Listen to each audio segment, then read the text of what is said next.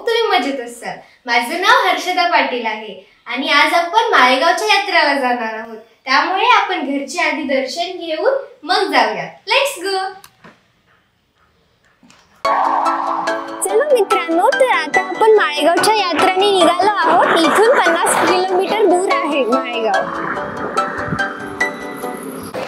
तर मित्रांनो, तुम्ही माझ्या मागे पाहत असताल हा MH26 हा वॉटर पार्क आहे। जर तुम्ही नांदेडच्या रूटने जात असाल तर नक्की याला आवर्जून भेट द्या।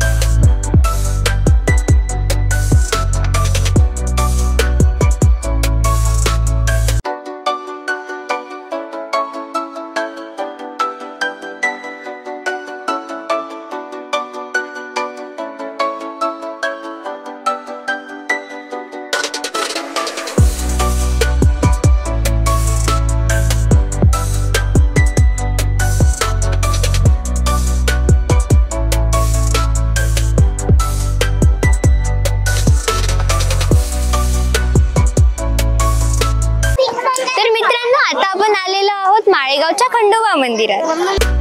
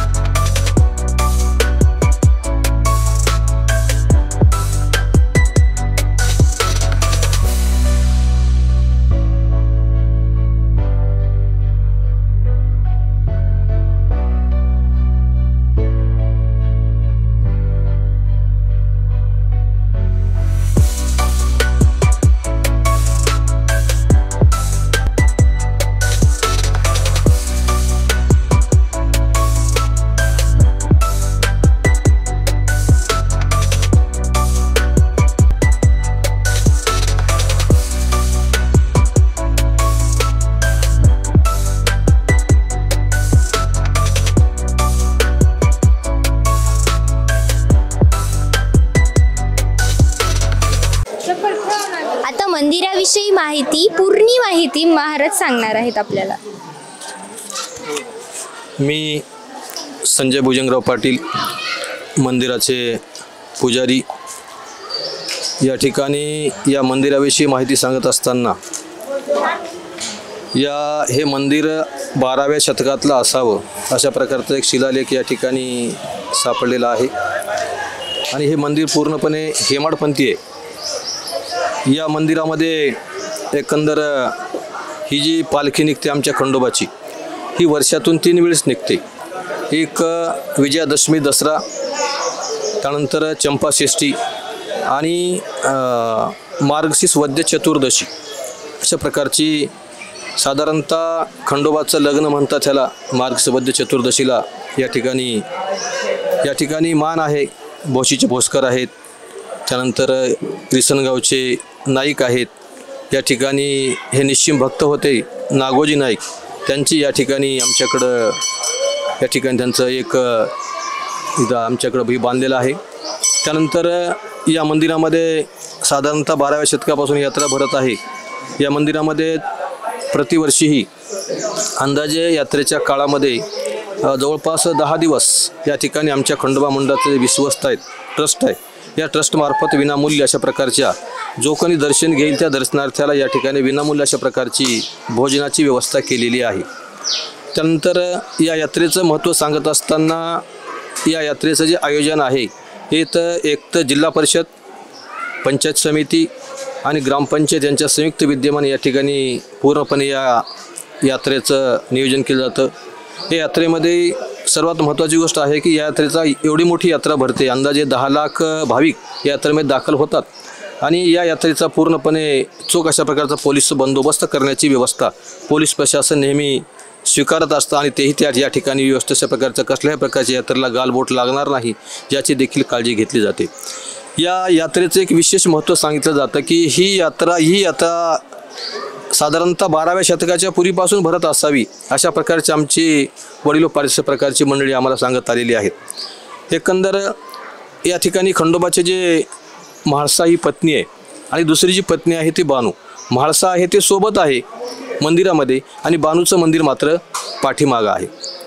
त्यानंतर या यात्रेमधून उदगीरला जी लढाई झाली होती त्या लढाईला या यात्रेतून 500 घोडे खरेदी केले अशा प्रकारची एक आख्यायिका या ठिकाणी आम्हाला सांगितली जाते.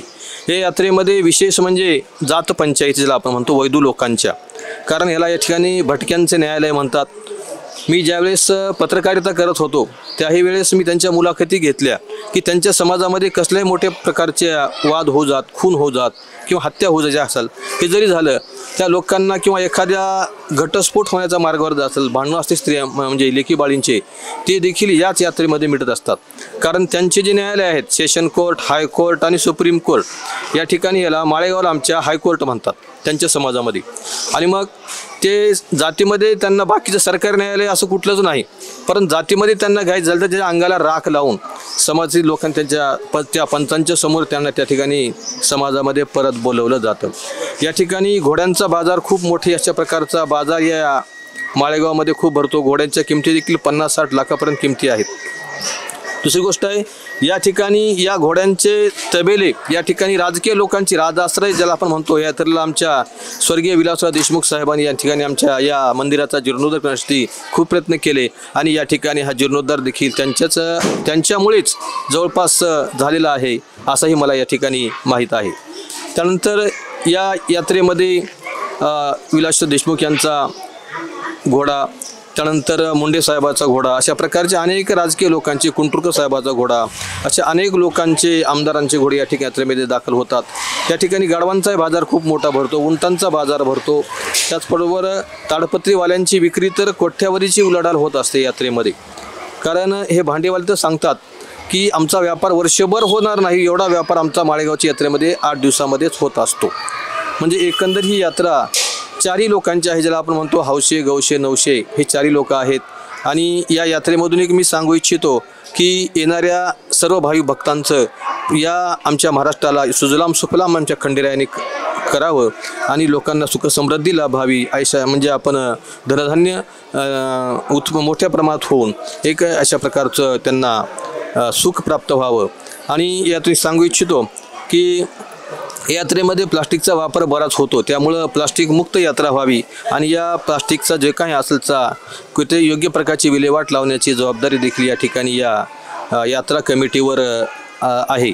त्याचप्रमाणे घाणीचं साम्राज्य आपण ज्याला म्हणतो, तर हे देखील या ठिकाणी कमी होईल आणि अशा प्रकारचा संदेश मी देऊ इच्छितो की या सर्व इथून येणाऱ्या पूर्ण भाविकांनी या ठिकाणी स्वच्छता, आरोग्य आणि ज्याला आपण प्लास्टिक मुक्त अशा प्रकारचा संदेश या ठिकाणी त्यांनी घ्यावा आणि आपल्या घरी यात्रा करून सुखरूप अशा प्रकारचं जावं, एवढं मी सांगू इच्छितो. धन्यवाद. धन्यवाद महाराज. धन्यवाद.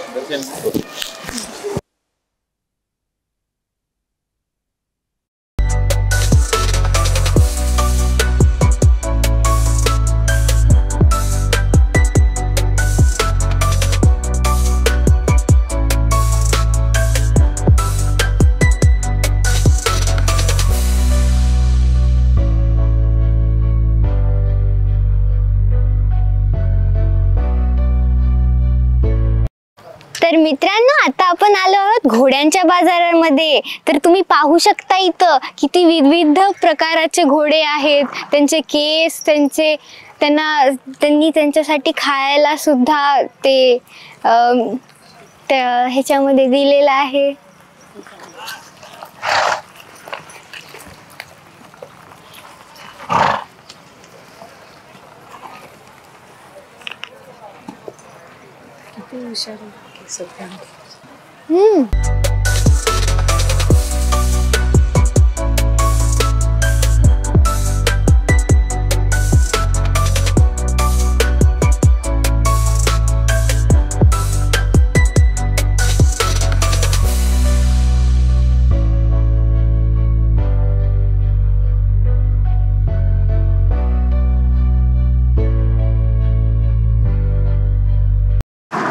तर मित्रांनो, अशा प्रकारे आपण माळेगाव यात्रेची माहिती बघली आहे. तसेच तुम्ही माळेगावला नक्की आवर्जून भेट द्या. जिल्हा प्रशासनाला सहकार्य करा आणि प्लास्टिकचा वापर टाळा. या यात्रेतून मला आपली जुनी संस्कृती, पारंपरिक लोककला, दक्षिण भारतातील या सर्वात मोठ्या यात्राला तुम्ही आवर्जून भेट द्या. बाय, नंतर भेटूया. माझ्या चॅनलला सबस्क्राईब करा, शेअर करा आणि लाईक करा. हीच माझी नम्र विनंती. थँक्यू. बाय, पुन्हा भेटू.